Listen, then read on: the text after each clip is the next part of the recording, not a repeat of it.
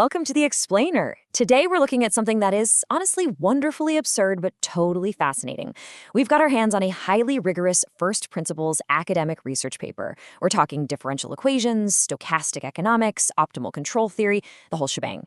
And literally all of it is completely dedicated to solving a progression dilemma in a mobile game about cartoon snow survivors called Whiteout Survival. It is absolutely brilliant, and it finally settles one of the biggest debates in the entire community. Okay, let's dive into this. If you play, you know that at Furnace Crystal Level 5 FC5, free-to-play players hit a massive, brutal progression wall. You are forced to make a choice. Do you push your Tier 10 troops to Tier 11, which people call the Helios Leap? Or do you upgrade your Furnace and camps all the way to FC8 while just keeping those Tier 10 troops? Listen, guessing wrong here is an absolute disaster. It can practically ruin your account's progression for literally years. To definitively bust the myths around this huge community debate, we're going to be incredibly methodical today. We'll quickly break down this FC5 progression dilemma, then uncover the actual hidden math behind combat stats. After that, we'll look at the free-to-play bottleneck, and finally, we'll reveal the mathematically optimal, so-called bang-bang strategy. All right, starting off with the progression dilemma itself.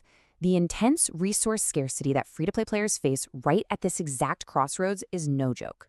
You're only getting a tiny trickle of fire crystals and shards every single day. Because of that, every upgrade choice carries enormous long-term weight. We're looking at two totally different options. Path A is the Helios Leap. It's modular, meaning you upgrade one troop type at a time, and it specifically eats up fire crystal shards. Then you have Path B, the Furnace Ladder. This one uses refined fire crystals and gives you global compounding buffs across all your troops at once. But here's the catch. The opportunity cost is absolutely critical.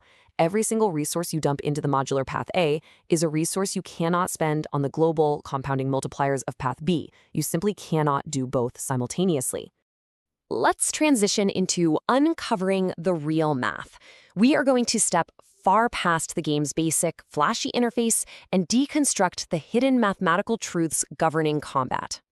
Now, what's really interesting about this slide is how the researchers actually used a least squares derivation to crack the developer's hidden stat weights for the aggregate power score. Look closely at this breakdown.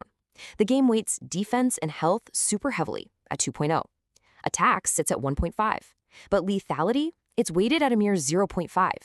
So the game mathematically undervalues the lethality stat in its own display metrics. This fundamentally skews how we as players are evaluating our troops.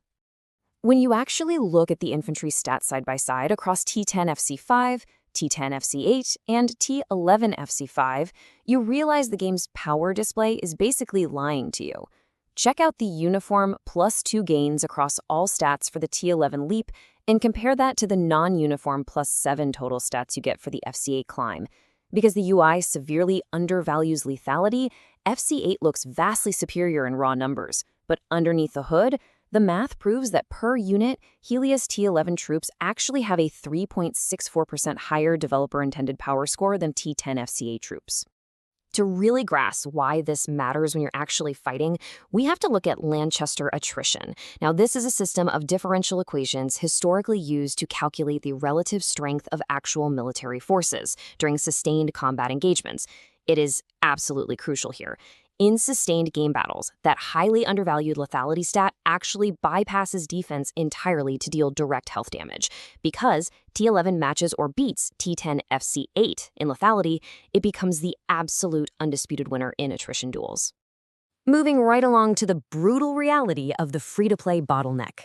We're stepping away from base combat stats and diving straight into stochastic dual currency economics.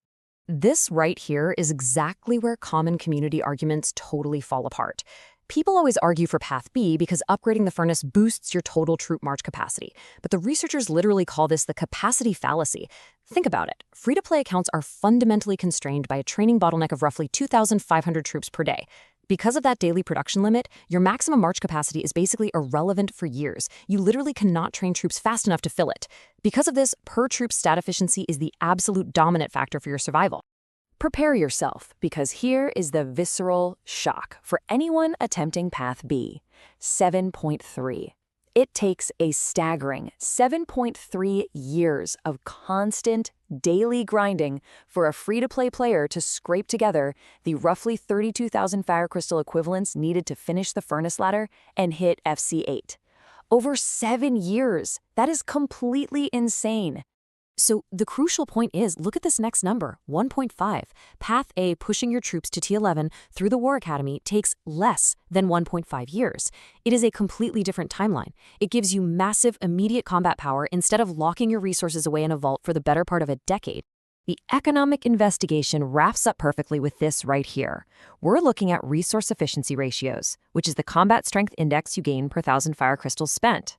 Path A sits at a massive 1.937, while Path B tanks all the way down to 0.843. It's not even close. Path A is factually 2.3 times more resource efficient than Path B. All right, we've reached the final section, the bang-bang optimal strategy.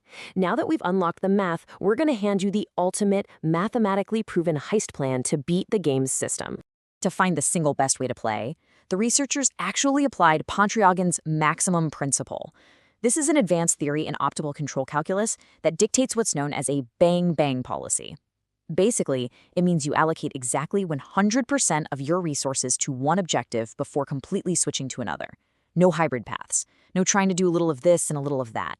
Applying this advanced calculus gives us a definitive, completely foolproof free-to-play progression roadmap. So here are the exact steps you need to follow. First, you reach FC5 globally across your buildings. Second, you focus absolutely everything on unlocking Infantry T11 first. Third, unlock Lancer and Marksman T11. And fourth, only after all of that do you upgrade your furnace to FC6 through FC8. Because you're dealing with stochastic dual currency accumulation, you have to aggressively convert and save your shards specifically for that Infantry T11 unlock first. Whatever you do, do not spread your resources then. And this brilliantly illustrates the entire philosophy of this progression sequence, taken straight from the research paper itself. T11 is not the alternative to FC8. It is the prerequisite that makes FC8 exponentially stronger.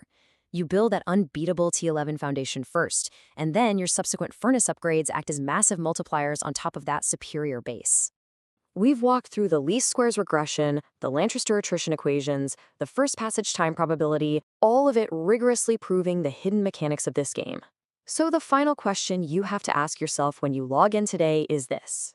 Are you going to optimize for the display numbers the game desperately wants you to see, or the hidden math that actually wins the war? Good luck out there in the snow.